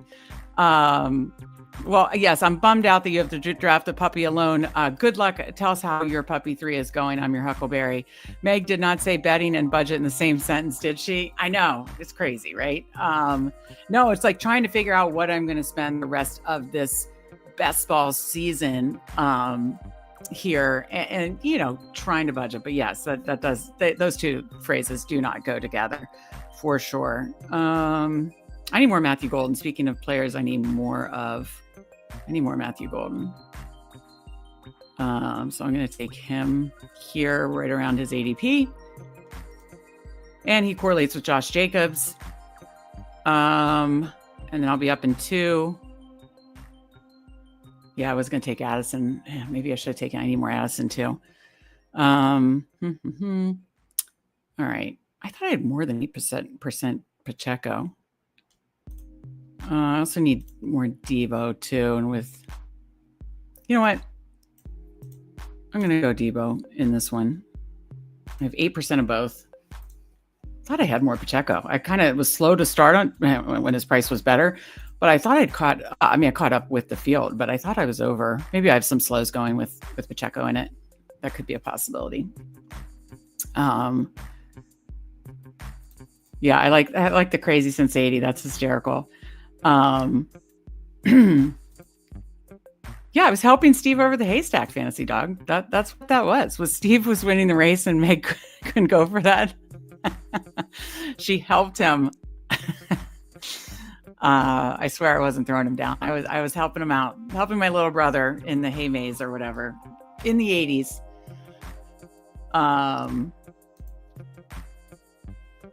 Max the Chihuahua. All right. Very nice. Very nice. All right. So we start 1, 2, 4 with the Bengals double stack in this one, kind of balancing exposures here in some of these drafts. Yeah. But yeah, talking about budgeting, which is a funny word in the best ball space or in gambling space, is I am trying to figure out what I want to do. And I do want to do a lot more marathon and sprint. So I do want to do a lot more marathon sprint. There's probably going to be a little overlay there. I do feel like I have a little edge there, but they're going to be bringing out contests like every day next week. So like as much as I love like the big eliminator and the Great Dane, and I think the one Husky's still open, which I got some entries in that one, as much as I just need to like leave a little bit for more sprint, more marathon, obviously BBMs that are on the show. And then, whatever they got cooking up for us. I'm hoping another super flex. It sounds like there could be some like maybe early season tournament. I'd be into that. So yeah, I'm trying to, leave room for that too. What do you guys think is coming next week our way? I kind of made my predictions on Twitter. So, and I think I predicted rookie and sophomore. I don't think that's going to happen. I was just trying to put it out in the universe for rookie and sophomore too. I definitely think another super flex is coming. I think like probably, I said Pitbull, but I think it'll probably be like maybe the $7 Poodle. I think this whole pre-draft one. And I wouldn't be surprised if there's like another big one, like a Chow Chow 2 or a Dalmatian 2. Those are my predictions, please. Okay, so Thad's a big one. Weekly winners. I'm not a big weekly winners, but I remember you saying you like weekly winners. So you're hoping more weekly winners. Could be. Honestly, it looked like Steve was afraid to jump over the hay and you helped him overcome his fears with a little hands-on encouragement. That is exactly what it is, Paul. I actually don't remember it, but that's what I believe, for sure. All right. So coming back up at the 8-9 turn picks here. So thankfully I got best ball overlay back with the new updated Underdog. What do we got here? Don't have much of like Higgins, Keon Coleman, Cup. Could go any of those directions. Don't really like the running backs here. Any bye week issues? 5, 12, 10. I'll just go Higgins. And none of these like knock my socks off. Maybe I'll do Coleman or Cup or, I know what I want more of. Tyler Warren. I have 10%. Not enough. I want like 15. Yes. Okay. I get Tyler Warren. Good. So I start 1, 2, 5, 1. Usually like to have more running backs, but I did start Jacobs, Henderson. Could be a potential 6 running back build if I get like another tight end relatively soon. Could do that. Yeah. Okay. I'm glad I'm at least 10% Tyler Warren. I want more. Like, I think Shane Steichen's gonna know how to use them. And on a touchdown hunting site like Underdog, I feel like, maybe get some tush pushes or some creative stuff. I mean, obviously, hopefully he's not competing. Hopefully it's Daniel Jones, not Anthony Richardson. Obviously he's competing with JT around the goal line, but yeah, I'm hoping it's just that first preseason game, he looked really good. So yeah. All right. So Thad's hoping for weekly winners. I'm hoping, and Steve and PBR Tyler and Who Hames, we're all hoping for another super flex. But yeah, I wouldn't be surprised if some of those like smaller good advance rate, like Poodle or Hound Dog or Pug, some of those. But I'm very interested to see what that contest is. That's like, the mini best ball rankings in the lobby. So, yeah. And Who Hames, yeah, good point. I'm just hoping for deposit match. Same. That would be nice. That would be very nice. It would be interesting since we know for a fact, which I love Hope and Numi and Brett and their checklists and everything. We know there's going to be one each day next week. So that would be nice. All you damn rich people, my broke ass needs a deposit bonus. That's what Who Hames said. I need it too. Mike. Who Hames is hoping for that too. Love this team so much better. Going 1-2-5 and 1-5-2 in the last one. I know I liked your team in the last one, Paul, but let me check out what you got going on. So Paul from the 5 spot, Jefferson, AJ Brown, JSN, Kenneth Walker, Hurts, obviously stacked with AJ Brown, Pollard, Judy, Pittman, Dobbins. So 1-3-5 now. That's nice. I actually starting 1-3-5 is my favorite. Where am I? So yeah, I have time to look at Young Mula and Gerard DFS.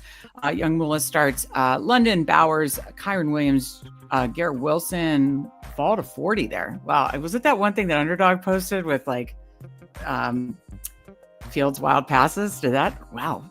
To 40. That's wild. Waddle, Dunze at 64 is nice. Pacheco, Downs, Caleb Williams, and Fields. So yeah, got both quarterbacks stacked up with Garrett Wilson and Dunze. I like that a lot.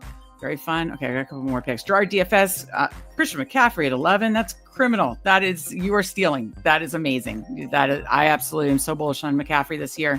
And the fact that you got him 11 is awesome. With BTJ, Worthy, Pickens, Hubbard, Flowers, Laporta, Kelsey, Dak, and Shaheed. Very nice. Very fun. Okay, I'm coming back up soon. Legion gets Scatterboom. So not taking him at the turn there. It was a risk for him to come back to me. And our guy, Legion 13, gets Scatterboom. Well played, my friend. Well played. All right, so I'm up at 119, 122. Can't go Scatterboom because, okay, shit, I was going to go. You know what? I might be into like handcuffing the Patriots. Is that weird? If it is, then, it's a puppy. We'll just have fun with it. What other stacks do I have? Golden, Debo, Higgins. This feels early for love, but I do need more love. We'll do it. I barely have any Jordan Love. This seems like I have a Packers bet, and I'm not gonna be up again until like 140 something. So yeah. So I got Jordan Love since I have Jacobs and Matthew Golden. So definitely balancing some exposures. Don't think I've ever handcuffed the Patriots backfield, but I'm fine with it in something like this. And that definitely makes me want to take 6 running backs when I do a handcuff situation. So I probably will look to get another tight end so I can stop at 2. So yeah, but I like your start, Paul, a lot. Yeah, Thad agrees. Deposit match. DJ Quill agrees. Pure terror on his face. Pure terror on his face. I was like, pure terror on his face. You shouldn't even have to relive this. Oh my.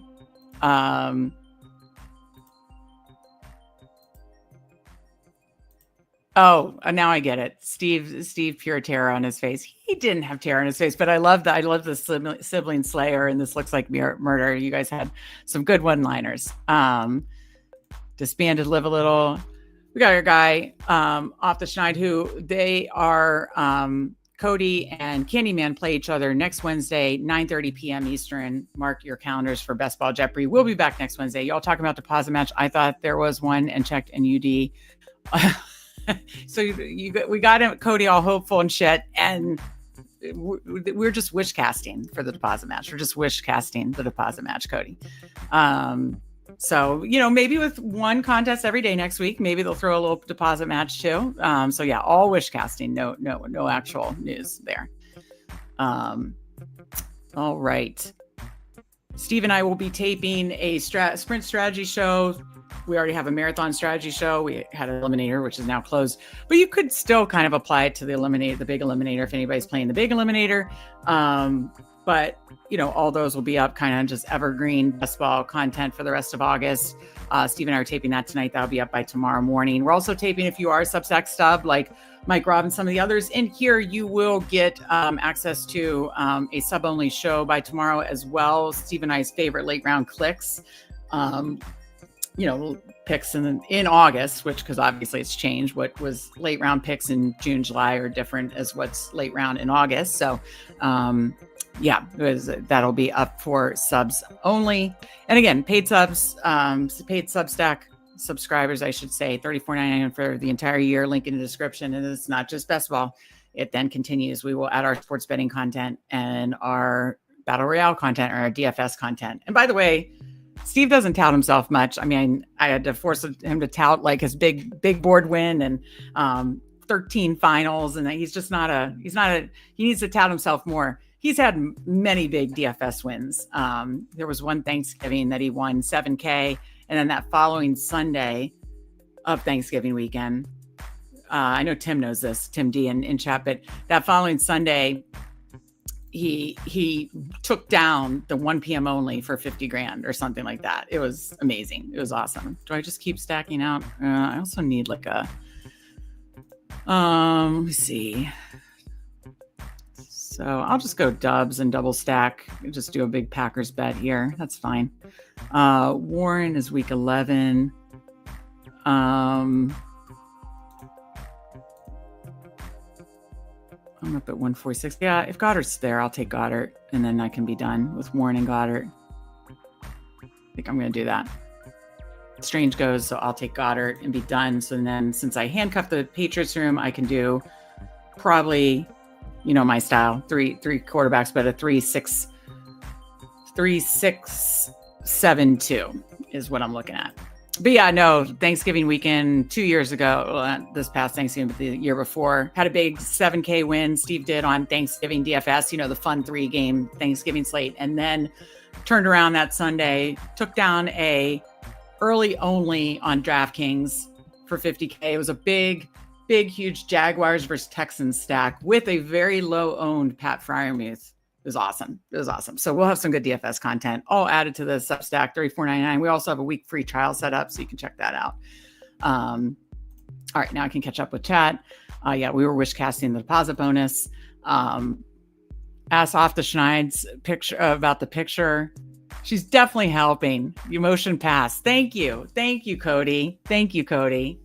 See, Steve, you're just trying to get. They were on your side, but Cody, some others are seeing it. You know. I'm your Huckleberries on your side laughing, but Paul and Cody are on my side on this one. So they're on my side, Steve. Sorry. Steve just knows ball. Steve does know ball. Yeah, Cody's agreeing with me. Steve says, damn it. But yeah, no, Steve does know ball. He knows his prospects. So that's why he did finish fourth in the big board. He's always, you know, obviously he's been doing draft content and scouting prospects for well over a decade, was at the Senior Bowl 2012 to 2020. I think that's what's helped him in the best ball space. And then by just being a sister helped me in the best ball space. But he does know ball, and he's had success in DFS too. We've both had success in DFS and sports betting as well. So I think we have a lot of fun stuff to offer in season, which I'm super excited about. Looking forward to the DFS content. Yes, it's going to be here. It was 3 weeks from last night. So crazy. Now Meg's always been out for blood. I see the way she smiles when she says Steve lost Jeopardy. I do not. I was totally rooting for him. I couldn't believe Herzig did like Justin Herzig. I mean, that was a tough battle, Herzig and Steve, but Steve played really well in that one. And Herzig just hit the daily double and wagered $4,000 and hit it. And, you know, there's really nothing Steve could do there. And then I think Steve wasn't on his best game against the Jeopardy in the losers bracket with Neil. Neil played a good game. He earned it. And now Neil is in the semifinals against PPR Tyler on Monday. So Monday, August 25th, PPR Tyler and Neil. And I think we're planning on doing hopefully the finals right after that. So, all right. So how am I going to finish this thing out? 14th, 15th round picks coming up here. How am I going to land this plane? 2, 3, 6, 2. And I probably want to end 3, 6, 7, 2. So I need one more quarterback, 3 more running backs, 1 more receiver, done at tight end. Yeah, I'm fine with Warren and Goddard. That's totally fine. So there are some tight ends I do like here, but that's okay. Need to catch up at running back. Looks like JCM's already gone. Damn. Oof. I need more Jalen Wright. Do that. Where did Krosky Merritt go in this one? I'm trying to catch up on these steamed. We got him in our BBM. Steve and I got him in our BBM yesterday. Did I miss it? I'm on the clock.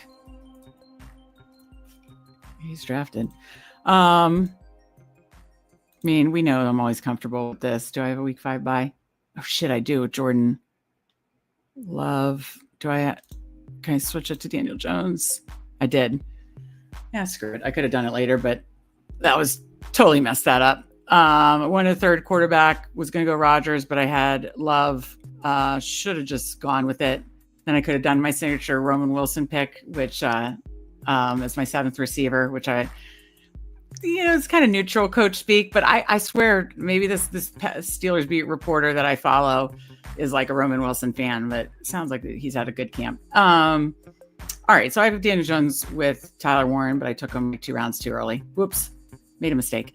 So I'm going to do 1 more running back, 2 more receivers. What are fun running backs that I wanted to, and what are my running back buys? So I have to 2 week 14 because I handcuffed the Patriots. Jacobs 5, Jalen Wright 12. All right, late running backs. I obviously always love stacking Taj Brooks when I have Burrow. I do like Kyle Monangai. I do want a little more Keaton Mitchell, so I'd be fine with if any of those come back to me as one of them. And then Giddens obviously correlates as well. Thanks to Best Ball Overlay, I can see that easily. So if I want 2 more running backs, hopefully I get at least one of these guys, because then it's probably like a flyer of some sort. Probably not going to be cute. All right. We got Kelly in here. Fake news. Oh no, what's fake news? Let me know. JCM went 121. Wow. Mega's in her mode right now. Yeah, I took Daniel Jones like two rounds too early, but I was locked in to figure out how to get my 3-6-7-3. Just made a little panic pick there. JCM went 121. Wow. Now that's too early for me. Like that, our guy Legion Paul got Scatabo at 116, and then JCM. Why am I not seeing this? Oh, there he is at the turn. Okay, yeah, he went at the turn. Wow, that is wild. I mean, that August rooms with rookies, and now we have another week of preseason starting tonight. It's going to be, we'll see. Just anybody who has like a good game just will get massively steamed up. Okay, so here we are coming up in 2 picks, and 3 of my running backs are there. So I hope I'm going to get at least one of them because I'm up in 2. So Taj and Giddens correlate. I really like Kyle Monangai. Talk about like one that didn't rise. We talked about this on the show with Sean Mitchell with preseason notes. Check out Sean Mitchell's daily Twitter recaps of preseason and training camp. He had, there's just been like Monangai's had been having good camp. I thought he looked good in the preseason game. I watched part of his, he didn't quite get in at the goal line, but I was impressed. I just wonder, not much talk about Roshan. I just wonder if like he could be kind of become like maybe that short yardage goal line guy some. So I'm 4% both Giddens and Monangai. And I'll get either. Coker would have been interesting. Though damn, Thielen and Hopkins in the 17th round is interesting too. But I don't think either of these guys fall back to me. So I want more Kyle Monangai. I know Giddens correlates, but I want more Monangai. So there we go. Filled out the receivers. 3-6-6-2. Going to tack on a receiver here last. Don't think our guys like Slayton and Hopkins and Thielen will be there. Got to queue up my guy Roman Wilson. Need some more Josh Reynolds or some Josh Reynolds or Malik Washington. So those were late round clicks. So I have a bunch queued up that I can pick as my last pick here at 2:15. So. Oh, Kelly's giving Steve a hard one. Fake news that Steve knows football. Oh, zinger for Steve. That's hysterical. That is funny. All right. So we are finishing up this draft. Be sure to hit the like button. Be sure to make sure you are subscribed again.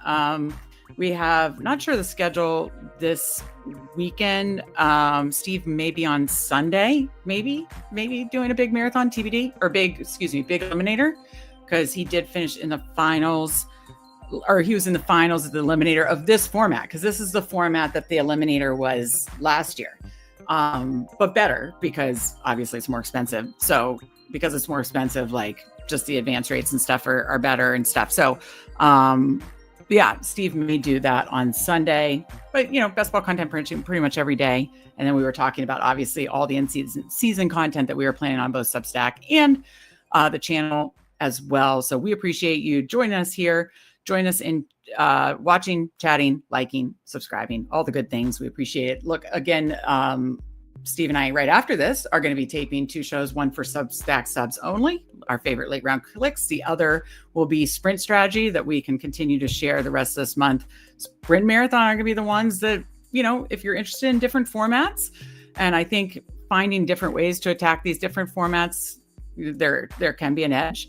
And so Steve and I are going to talk that through, and there could be some overlay in the sprint and marathon. I do think, and I know who Hims pointed out because we did the shout out to, I think it was Amir Huckleberry gave us the line, hit for the cycle last night. We did eliminator before close, BBM, sprint, marathon. So we hit for the cycle, all the Underdog flagship contests we draft on Sibling Showdown. Check that out from last night. I also tweeted out the teams. I really honestly loved all 4 teams, but check that out on the channel from last night. That was really fun. And Who Hames made a good point.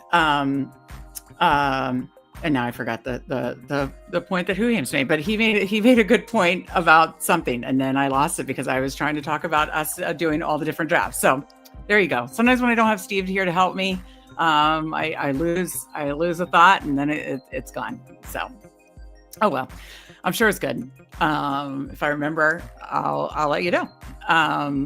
But no, yeah, look for Steve will probably do a big eliminator draft Sunday or Monday at the latest. So we have our last pick here, and then I can review these teams. But yes, the channel favorite late round clicks for subs only, and then sprint strategy will be up on the channel by tomorrow. We will be taping those right after. I'll probably, let me see. How do I feel about my receivers? Chase, Higgins, obviously awesome. Golden, Debo, Jaden Higgins, so I did multiple double stacks, which is interesting. I don't have week 9 buys, do I? Because I obviously have 2, week 5, 2. I think I'm going to go Josh Reynolds. I don't have any of him. So I just think it's like a fun late round click. He's been a late round click for me like the past year or two, and he was with Lions. So why not? Him and Malik Washington and Ray are ones I'm like, fine, that I need to start taking more of. Because obviously I have 10% Roman Wilson. I know that's so. I can't sauce teams like VBG and the rest of them. But I can review your team. I can do that. It's always good. Who's one of your favorite late round clicks, Meg? I just gave it away. Roman Wilson is my favorite one. And I know it sounds weird to be attached to the Steelers passing game, but Pat Freiermuth should not be going in the last round. I just put up a short from one of Steve and I's shows that, I think sometimes we double count or overreact to things. Sometimes we underreact to things, but sometimes we overreact to things. I think the field is overreacting to the 2 tight ends. I know that then if I believe in that, then maybe that goes against Roman Wilson. But I think, again, we're talking about 18th round clicks here. So, me liking Roman Wilson as an 18th round pick and Pat Freiermuth as an 18th round click, I'm not obviously taking them together, so I think individually they can do enough as an 18 round click. But I do think like both Pat Freiermuth and Jonnu can have a strong role this year.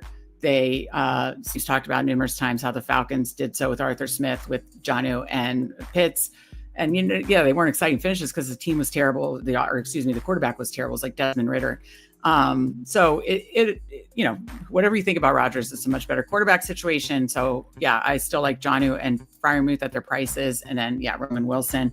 Then I try to, like, in time back tournaments, I try to mix in like some kind of like low own play. I was doing like weird stuff like Restrepo, hoping he makes the team. It'll be interesting to see how he does the rest of preseason. I believe the Titans play tonight. So that was, but I look for like low own ones in time box and stuff like BBM and stuff. I'm fine with these guys like that they're on screen, like Ray, Malik Washington, Josh Reynolds, that kind of stuff. So, UD, just mail me the check. All right, let's check out your team, Paul. Let's check out your team. I'll just run down mine real quick. 3672 for me. Burrow, Love, Danny Dimes, Jacobs, Travion Henderson, Ramondre Stevenson. I handcuffed the Patriots backfield. Haven't done it yet. Just felt like I wanted to try it. Jalen Wright, Taj Brooks, Kyle Monangai. And then two fun rookie swings. I think this is the year the rookie running back at various price points in this one. Obviously I took some late shots. Double stack with Burrow, Chase Higgins, double stacked Dubs and Golden, Deebo Samuel, Jaden Higgins, Josh Reynolds, then Tyler Warren, Dallas Goedert. Not my best work, but I'm fine with it. Let's check out our guy, Paul, Legion 13. He's calling the shot. UD, send him the check. So 2, 6, 7, 3. We've got Hurts, Sam Darnold, Kenneth Walker, obviously correlates with Darnold, Tony Pollard, J.K. Dobbins, Cam Scatterbo. Hello, of course, send you the check. Then handcuff the Browns backfield late. So kind of betting against Judkins. I like that with Samson Ford a lot. Jefferson, A.J. Brown, JSN, Judy, Pittman, Keenan Allen, Hollywood Brown, very strong. Zach Ertz, Mason Taylor, Mike Gesicki. For a late tight end room, this is what I'm talking about. Like, yes, I know the power of like Brock Bowers and Trey McBride and those, and I take a ton of Kittle. But my God, like Zach Ertz, Mason Taylor, Gesicki, 3 different bye weeks. That's a late round tight end room that can make some noise. I think maybe you're right. Maybe you're right, Paul. Send you the check. I like that team. I like it a lot. I really do. Let's look at, I believe we had 2 others in here with us. Yeah, one real time, Young, Mula, and Gerard. Okay, so 3 others I'll run through really quick before I get out of here. 3672. Purdy, May, Cam Ward, very nice. Bucky, Swift, Caleb Johnson. I'm sure you got a fall. Yep, he went to 78. Algier, Keaton Mitchell, Will Shipley, very nice. Malik Neighbors, DJ Moore, Ricky Pierce, all stacked with Purdy. Mims, Burden, Pop Douglas stacked with May. And then George Kittle and Chig. I'm glad you got a third quarterback since it's 2 week 14 buys, but you don't want to totally dodge 2 week 4, quarterbacks on the same buy because maybe they're 2 quarterbacks you should have together. And I love both Purdy and May. So I absolutely love this team too, because I love those 3 quarterbacks and the way you stack them, and love your start, and still feel like each room is strong. So very nice there. Thad, our guy Young Mula at the 9 spot, 3672. Caleb Williams, Justin Fields, Anthony Richardson. I know he got nice stacks with Caleb and Justin Fields. Kyron Williams, Isaiah Pacheco, Tootin, Braylon Allen. Love Braylon Allen. Also stacked with Fields. Rico Dow, Marshawn Lloyd, and then Drake London, Garrett Wilson, Jalen Waddle, Roma Dunze, Josh Downs. So yeah, stacked up all 3 of those quarterbacks. Kyle Williams, Adonai Mitchell, Brock Bowers, and Harold Fannin. That's a fun click. Obviously making some noise in Browns camp. That's a nice one. I like that. Young Mula. Last one, Gerard DFS from the 11 spot, 3573. Dak, Bryce Young, Geno Smith. I think starting with Dak, and that nice to get 3 quarterbacks. Bryce Young could like really outperform his ADP, and tacking on Geno, I'm assuming he's got some stacks in there. He does. So yeah, that's a fun quarterback room. And then you got we talked about this from the jump. McCaffrey at 11 is just awesome, amazing to me, because I take him at like 6 or 7 or 8.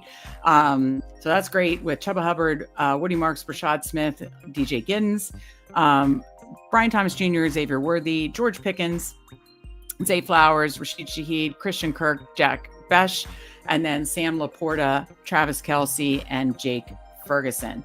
The only thing I'd say is I probably would have gone 6 running backs there, just because outside you double anchored very, very nicely, but the other 3 are, fun rookie upside swings late. So I probably would have gone 6 there. Other than that, I mean, again, quarterback stacked. And like the double anchor you started with is awesome. Your receiver room is amazing. So while I like those 3 tight ends, I think you could have gone 2 and maybe 6 running backs. That would be the only change I did. Other than that, I like it. Again, it would be tough to get out of this room because puppies are only, it's not like some of the other ones where you get like 3 or 4, some of the more expensive ones. Only 2 of us are moving on. So hopefully it's 2 of the ones that were in here. Disbanded says, has to dip out. Much love to everyone. Have a great weekend. Enjoy preseason. Yes, thank you for joining us, Disbanded. Appreciate you and enjoy preseason as well. Mike Rob, you and your bro are the best for these long and great shows. Thank you for the great content literally each day. Thank you, Mike Rob. Appreciate you and everybody in here. Again, appreciate everybody that watches, likes, subscribes, and joins us in the draft. We appreciate each and every one of you as well. So this has been a lot of fun. Again, look for a show from Steve most likely on Sunday. Look for uploaded shows that Steve and I are about to tape now on the channel tomorrow. And good luck. May the fortune be with you. I like that. I like that, young Lula. Same to you. Same to you. This has been a lot of fun as always. Be sure to like this on the way out, and everybody have a wonderful weekend, and I will see you next time.